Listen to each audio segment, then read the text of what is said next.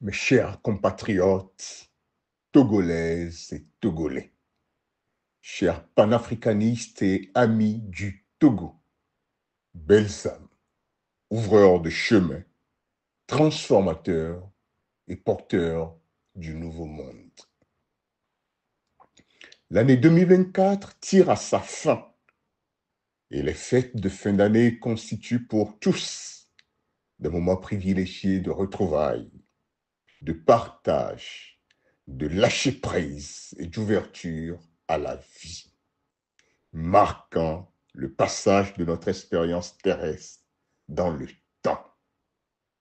L'année écoulée nous a apporté de nombreux défis, mais nous les avons surmontés ensemble, tels de braves guerriers de lumière. J'ai une pensée émue pour tous nos martyrs, tous les malades, tous les prisonniers, spécialement Madame Leïla, la veuve de M. Bertin Agba, tous les patriotes du Parti national panafricain en détention, son Excellence Jean-Paul Oumoulou, tous les détenus arbitraires, de même à nos vaillantes forces de défense et de sécurité,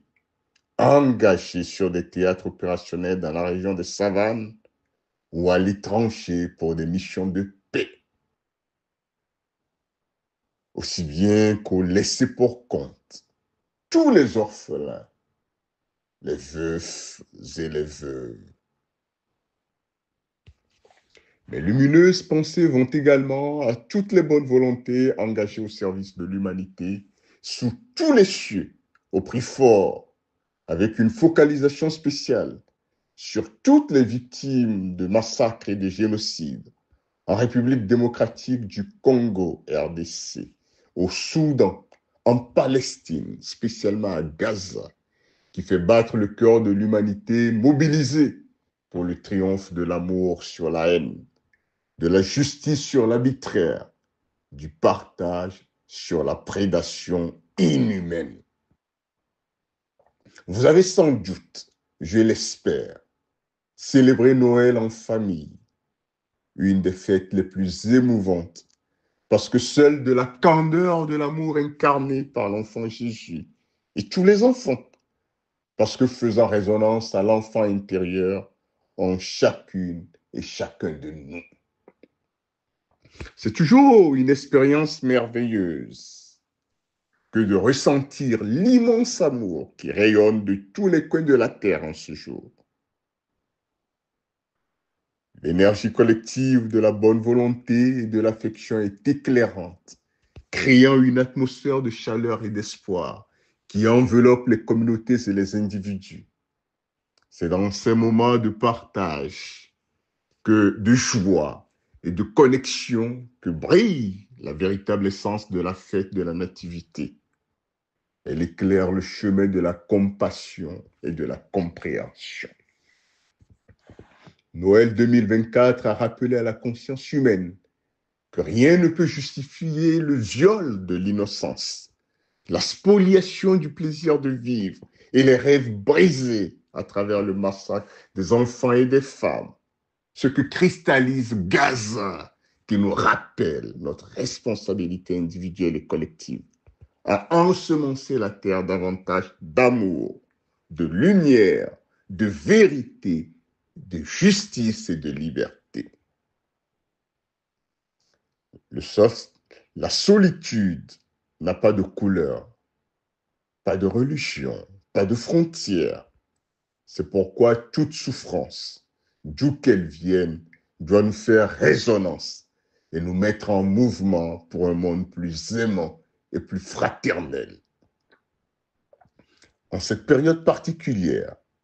dispensons l'amour que nous devons envisager de manière planétaire, la paix et la joie là où nous sommes. Éclairons le chemin qui est le nôtre, qui est celui de notre famille, qui est celui de nos proches. Portons notre énergie et notre attention sur ce qui manque de tout, sur les plus faibles, les plus démunis ou les personnes seules. Portons notre attention sur ses frères et ses sœurs, sans en désigner un plus vulnérable que l'autre. Je sais les conditions pénibles dans lesquelles les imposteurs de la République, les considérés du RPT UNIR vous maintiennent avec des restrictions plus accrues des droits constitutionnels, conscients de leur échec, tant sur le plan socio-économique que politique, hantés qu'ils sont de l'idée d'un soulèvement populaire inopiné tel un tsunami qui viendrait balayer la plus vile dictature sur terre,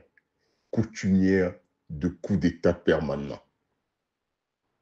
Le rideau va tomber dans quelques heures sur l'année 2024 qui restera mémorable dans l'histoire politique de notre pays en raison des graves événements survenus durant le premier semestre. Mes chers compatriotes,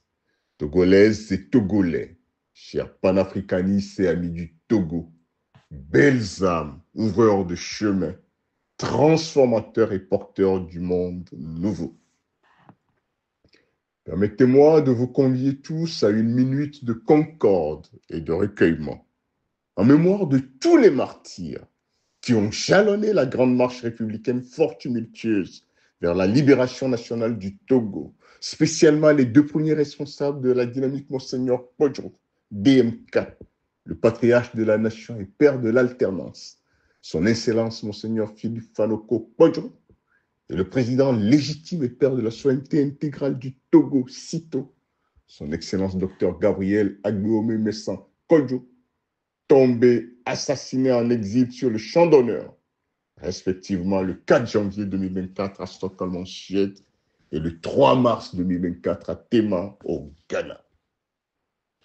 Après ces deux ignobles assassinats de nos leaders souverainistes, notre pays va sombrer un peu plus dans les manœuvres dolosives d'une législature sortante illégitime à voter des lois, ayant conduit au coup d'État constitutionnel opéré par Faure Gnassingbé pour s'éterniser au pouvoir en violation des dispositions de la Constitution, articles 52, 59 et 144, et des instruments internationaux contractés par le Togo,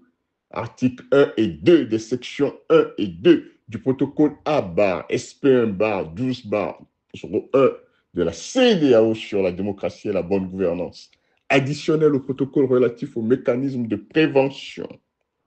de règlement et de gestion des conflits, tout comme l'article 23 de la Charte africaine de la démocratie et des élections et de la gouvernance de l'Union africaine. La promulgation le 6 mai 2024 de la nouvelle constitution transformant le Togo en une monarchie pseudo-parlementaire fait de notre pays une atypie planétaire avec deux constitutions en vigueur, un régime hermaphrodite présidentiel et parlementaire, contrairement au narratif d'une pseudo-transition constitutionnelle au forceps. Parallèlement, des manœuvres sont entreprises en vue de l'extinction de la procédure pénale, initiée le 2 novembre 2023 auprès du parquet du tribunal de première instance de Nanterre en France, sous la référence numéro 233 120 0025. Procédure contre Radio France Média Monde, le journaliste Pierre Firchion et toute personne pouvant être complice de déchets de faux, d'usage de faux, de complicité en écriture publique. Ainsi, depuis le 22 février 2020, le Togo connaît un sextuple coup d'État électoral, militaire, judiciaire, médiatique, diplomatique et constitutionnel qui a exacerbé la grave crise politique que connaît le pays depuis l'effraction de Faure Gnassingbé à sa tête dans un lac de sang de plus de 1000 Togolais massacrés selon la LTDH et réduits à 600 dans le rapport du Doudien de l'ONU. Les dispositions de l'article 150 de la Constitution du 14 octobre 1992 confèrent la légitimité à toutes les forces républicaines de faire échec au renversement de l'ordre constitutionnel. Et plus que jamais, il urge que soit mis en place dans les meilleurs délais un large front de libération nationale pour sauver le Togo en 2025. Le report au 15 février 2025 des prétendues élections sénatoriales annoncées sur fond de divergence entre les prédateurs coalisés et leurs alliés au sein du cadre politique de concertation CPC, mise en place pour une légitimation désespérée d'un pouvoir sataniste et déshumanisant rejeté de toutes parts, indique que les velléités électorales et de contrôle totalitaire au Togo ne sauraient encore perdurer. Mes chers compatriotes, Togolaises et Togolais, chers panafricanistes et amis du Togo, belles âmes ouvreurs de chemin, transformateurs et porteurs du nouveau monde. L'étalage insolent des fortunes clinquantes contraste avec l'appauvrissement généralisé sur toute l'étendue du territoire national, où la plupart des Togolais ont du mal à joindre les deux bouts, à assurer un seul repas par jour. Outre les chômeurs qui ont perdu leur travail et qui ne peuvent en trouver, il y a de plus en plus de travailleurs pauvres, sans oublier la foule des jeunes et même des gens qui ont du travail, qui n'ont qu'une seule obsession, quitter la misère et la détresse du Togo pour aller se réaliser sous d'autres cieux, alors que notre pays a besoin de leur ingéniosité, de leur générosité et de leur talent. L'agriculture, l'élevage et la pêche ne nourrissent plus leurs travailleurs. Le secteur tertiaire dominé par le capital étranger conduit, hélas, la plupart de nos mamans aux travaux de portefeuille au service des étrangers sur leur propre sol. L'école et la santé sont sinistrées. La plupart des structures éducatives et sanitaires souffrent de déserts infrastructurels et d'équipements, comme l'ont fait observer ces derniers mois les incidents malheureux avec des pertes de vies humaines.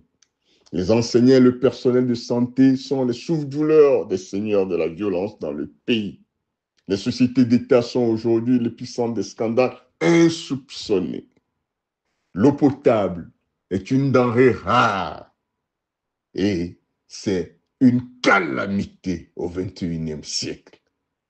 Dans les villes et les campagnes, les boutiques ferment les unes après les autres, faute de clients en raison de l'absence d'une demande solvable due à la flambée des prix et des produits de première consommation. Pendant ce temps, ceux qui tiennent l'État dilapident sans compter les deniers publics dans des opérations somptuaires futiles, creusent des déficits vertigineux et abyssaux qu'il faudrait combler un jour quand les coupables se seront enfuis. Plus grave, dans les dépenses de l'État, le remboursement de la dette contractée sous ce régime figure, après les arbitrages budgétaires, en première place pour satisfaire les lubies du chef du gang des consiglières régulières Petit-Uni, dont les dépenses en voyage cette année 2024 auraient largement servi à redynamiser l'éducation et la santé. Classé 106e pays sur 142 dans le monde en matière de corruption selon Transparency International. La gouvernance kakistocratique incarnée par la dictature militaro-clanique néocolonialiste multidécennale des Nyasingbe se caractérise par une prédation féroce des richesses nationales, dont une bonne partie, or, diamants, pétrole, terres rares notamment, n'est pas comptabilisée au trésor public, transformant le Togo en une plateforme de la haute criminalité internationale, qui spolie les Togolais de leur avoir et droit naturel de naissance, les privant de leur félicité par droit de naissance, ne leur offrant aucune perspective d'avenir et les condamnant à l'enfer de la misère et des souffrances dans un quotidien de cherté insoutenable de la vie. La période des fêtes de fin d'année, spécialement de Noël, où les familles se réunissent, où les amitiés se ravivent et où l'esprit de générosité s'épanouit, est celle qui a été choisie le 24 décembre 2024 par les prédateurs coalisés pour une fois de plus maquiller avec cynisme leur prédation ignominieuse des ressources nationales, sous des oripeaux de générosité que constitue la prime exceptionnelle de 60 000 francs CFA accordée aux fonctionnaires, au personnel de l'enseignement confessionnel et aux pensionnés de la caisse de retraite du Togo, d'un montant de 7,85 milliards de francs CFA, soit près de 20% du cinquième du montant annuel dont tous les travailleurs togolais sont spoliés chaque année à travers les prélèvements de l'assurance maladie universelle AMU. Il est important de relever que depuis le 1er janvier 2024, l'AMU spolie de 120% de leur salaire annuel, soit plus d'un mois complet de salaire, tous les travailleurs togolais affiliés aux caisses sociales. Ce qui voudrait dire que les travailleurs togolais travaillent 12 mois, mais reçoivent véritablement le salaire de moins de 11 mois. Sur la base du SMIC qui est de 52 500 francs CFA depuis le 1er janvier 2023, dans la réalité difficilement applicable, nous pouvons constater ce que représente véritablement pour le travailleur togolais de base en termes de préjudice de l'AMU. 10% de prélèvement sur le salaire de base, soit 63 000 francs CFA par an. La fameuse prime exceptionnelle de fin d'année qui n'est en réalité que la réparation d'un préjudice annuel par escroquerie de 120% des fruits de son dur labeur. Quel cynisme et mépris pour la vie des Togolais, dont le bien-être importe peu le gang des consiglières et du RPT UNIA. Faut-il rappeler que la masse salariale du secteur public en 2024 est estimée à 321 milliards de francs CFA contre une masse salariale du secteur privé en fin 2023 de 64,315 milliards de francs CFA, selon l'Association des grandes entreprises du Togo, AGET, soit une masse salariale totale de 315 milliards de francs CFA. Force est de constater que la spoliation dont ont été victimes les travailleurs togolais avec les prélèvements de l'AMU cette année 2024 est de 38 milliards 531,5 millions de francs CFA, soit 4,90 fois l'enveloppe globale de 7,85 milliards de francs CFA de la fameuse prime exceptionnelle de fin d'année. Preuve est ainsi faite du droit de renforcement du pouvoir d'achat des ménages, de promotion de la solidarité nationale et de vision plus large de construction d'un Togo résilient et inclusif que constitue cette manœuvre reptilienne des consiglières et du RPT UNIR et de leurs chefs de gang.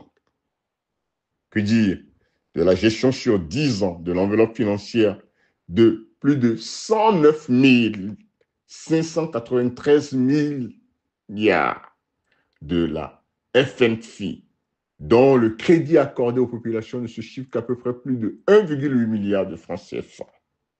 L'exemple par excellence de la prédation ignominieuse dont est victime notre pays aux dépens de son développement harmonieux et sa sécurité stratégique. Nonobstant les nombreuses ressources naturelles exportées par notre pays, comme l'attestent des données consolidées de diverses institutions sérieuses, Arise, BAD, Banque mondiale, le PIB du Togo pour 2024 est de 9,66 milliards de dollars US, soit 6 077 milliards de francs CFA, le plus bas de l'espace CEDEAO. Malgré l'ampleur du terrorisme dans les pays du Sahel, la Confédération des États du Sahel, le PIB du Burkina Faso est de 20 320 milliards de dollars US, celui du Niger de 16 830 milliards de dollars US et celui du Mali de 20 900 milliards de dollars US. Et pourtant, l'économie de ces pays est tributaire du port autonome de Lomé,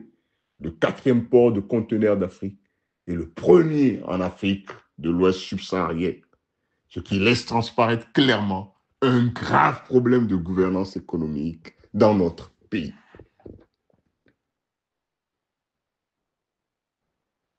Notre économie locale est aux mains des étrangers, ce qui prive notre pays de ressources à même de renforcer le développement endogène,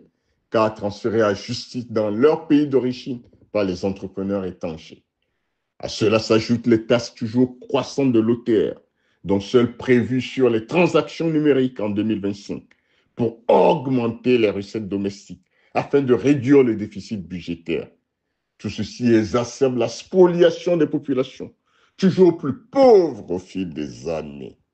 Les finances publiques sont actuellement critiques, avec un déficit budgétaire élevé à 6,6% du PIB en 2023, d'où la spoliation cynique des populations à travers les manœuvres sordides d'augmentation des recettes domestiques, alors que nombre de recettes importantes liées à l'exportation de nos ressources naturelles ne sont pas enregistrées au niveau de la comptabilité publique nationale.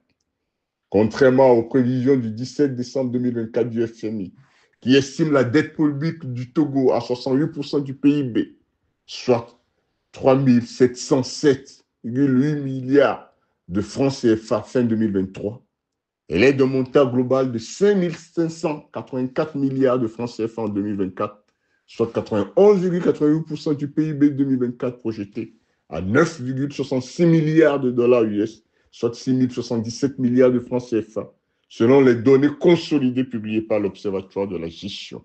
des finances publiques, OGFIP Togo. L'adoption par l'Assemblée nationale togolaise, le 27 décembre 2024,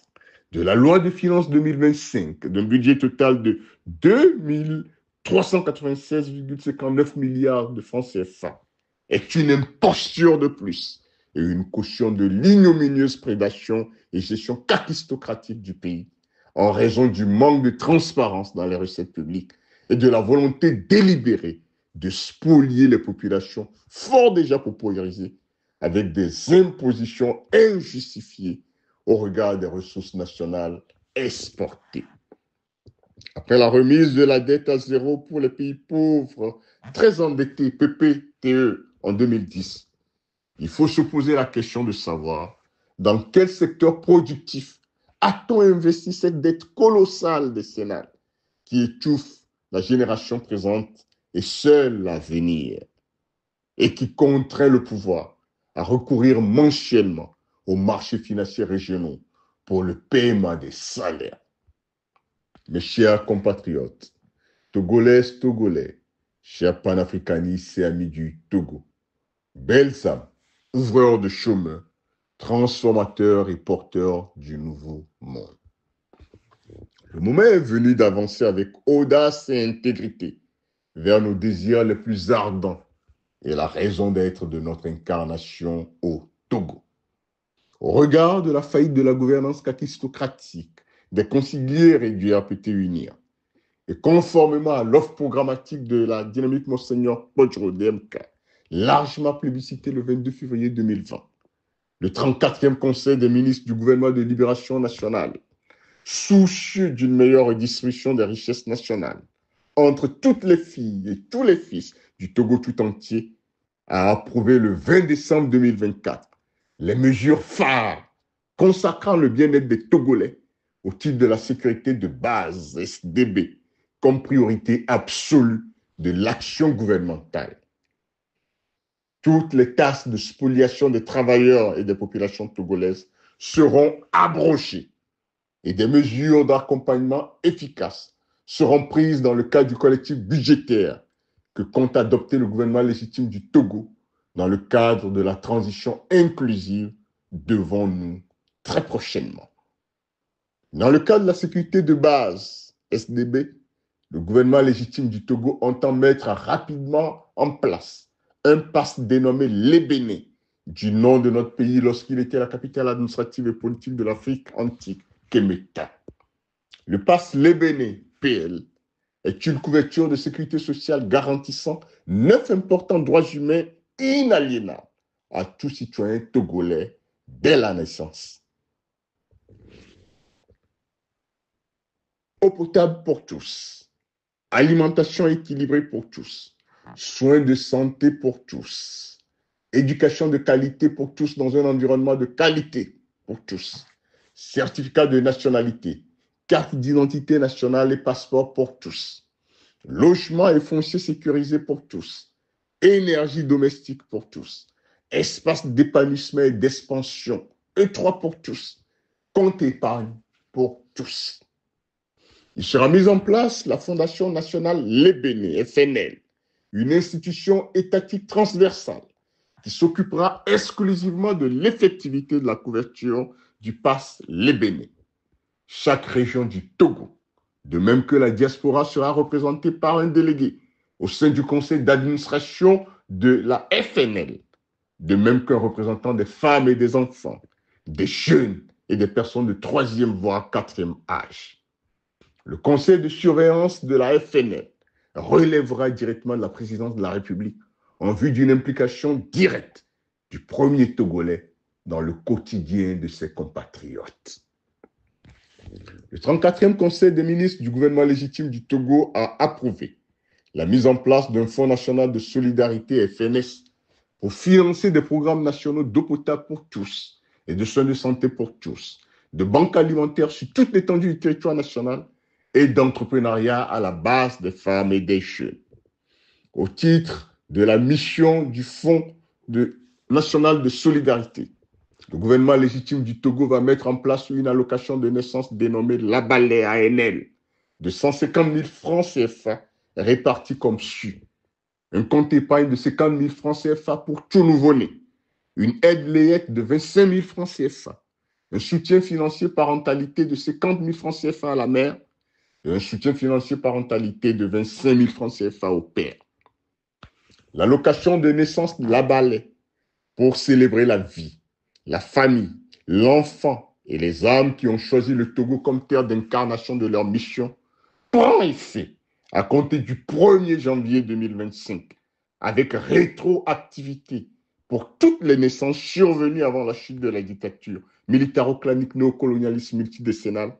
et la libération définitive de la terre de nos aïeux des serfs des prédateurs coalisés. Le 20 décembre 2024,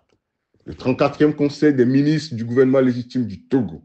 a également approuvé l'instauration d'une allocation de solidarité nationale en faveur des familles de tous les détenus arbitraires du Togo et de tous les martyrs civils et militaires enregistrés dans le cadre de la lutte de libération nationale. Les militaires ou civils tués ou handicapés dans le cadre de la libération nationale, de même que leurs ayants droit direct, sont éligibles au titre de la dite allocation. Enfin, un organisme étatique dénommé la Républicaine Solidaire, LRS, va être mis en place avec pour mission exclusive le suivi et l'accompagnement de tous les martyrs civils et militaires, de même que leurs familles. La Républicaine Solidaire jouera le rôle de veille républicaine à l'insertion et à l'épanouissement, de même que de promotion de la dignité de toutes les victimes directes et collatérales qui ont fécondé de leur énergie la libération nationale de la terre de nos aïeux. Indépendamment de toutes les mesures sociales précitées qui dressent le profil souhaité de la société togolaise nouvelle, pour laquelle se sont sacrifiés jusqu'à la mort par assassinat le patriarche de la nation et père de l'alternance, son Excellence Monseigneur Philippe Fanoko Podjo, de même que le président légitime et père de la souveraineté intégrale du Togo Cito, son Excellence Dr Gabriel Aguiomé Messan Kodjo, après la chute de la dictature militaro-clanique néocolonialiste multidécennale, des conciliaires et du RPT uni s'imposeront la dissolution de toutes les institutions illégitimes et illégales, une amnistie générale pour tous les exilés politiques, la libération de tous les détenus arbitraires, dont Madame Leïla, la veuve de M. Bertin Agba, son Excellence Jean-Paul Omolou, Aziz Goma, entre autres. La formation d'un gouvernement devant conduire la transition inclusive souhaitée par tous les Togolais. La prise de mesures d'urgence en vue d'un véritable allègement du panier de la ménagère. L'adoption d'un collectif budgétaire sur la base des recettes, des ressources exportées non déclarées à la comptabilité nationale, notamment or, diamants, pétrole, terres rares. L'organisation des assises nationales de la refondation éthique de la République, la mise en place d'une constituante, l'audit général de l'État togolais, l'adoption du plan stratégique de refondation éthique de la République, un moratoire sur le paiement de la dette extérieure à réévaluer constitue entre autres les chantiers prioritaires devant la nation tout entière. toutes les épreuves traversées tout au long de notre âpre lutte collective et plurielle de libération nationale de la terre de nos aïeux nous amènent au final à découvrir la beauté de nos complémentarités. Et nul n'a à jalouser individuellement ou collectivement son prochain, à ce tournant ultime de notre longue marche républicaine qui nous interpelle en vue de la grande jonction des bâtisseurs de ponts de la République éthique. Mes chers compatriotes togolaises et togolais, chers panafricanistes et amis du Togo, belles âmes ouvreurs de chemin, transformateurs et porteurs du nouveau monde. Les bouleversements planétaires épiques actuels laissent transparaître une révolution astronomique sans précédent sur Terre, avec le télescopage d'importants enjeux géopolitiques et géoéconomiques sous tous les cieux, avec de graves menaces à la souveraineté des peuples. Les guerres directes ou hybrides ça et là sur la Terre, guerres hybrides terroristes en Afrique, notamment au Sahel, en RDC, au Soudan, guerre russo-otanienne, guerre israélienne au Moyen-Orient, tensions dans l'Indo-Pacifique, les génocides actuellement en cours en RDC, au Soudan, en Palestine, spécialement à Gaza, les empoisonnements environnementaux délibérés, les catastrophes, quelles qu'elles soient, interpellent l'humanité à plus d'éveil. S'éveiller à sa conscience divine, réellement, complètement, sincèrement, pour faciliter l'émergence de la nouvelle humanité plus aimante et fraternelle. Le respect du principe de l'inadmissibilité des conquêtes, c'est-à-dire l'acquisition des territoires par la force consacrée par la résolution 26-27 du 14 octobre 1970 et réaffirmée dans plusieurs résolutions du Conseil de sécurité et de l'Assemblée générale des Nations unies s'impose plus que jamais, au risque d'une décrédibilisation accrue de l'ONU dans la raison d'être perdrait de sens. Il en est de même de la résolution 13/23 du 26 mars 2010 sur le renforcement de la coopération internationale dans le domaine des droits de l'homme. L'urgence d'une nouvelle gouvernance mondiale, véritablement soucieuse et respectueuse de l'égalité souveraine des nations, telle qu'énoncée par l'article 2 alinéa 1 de la Charte de l'ONU s'impose, maintenant plus que jamais, et toutes les bonnes volontés sur Terre doivent y travailler hardiment. Le gouvernement légitime du Togo salue le formidable élan de solidarité planétaire que nous observons sous tous les cieux et lance un vibrant appel à tous les peuples de la Terre à garder une vision rassemblée de notre monde. Plus que jamais, nous devons garder une vision unifiée de notre monde en ne regardant point les divisions. Nous devons éviter le piège des forces obscures qui manœuvrent le chaos mondial en focalisant notre regard sur une humanité entière qui peut collaborer ensemble dans un esprit de paix.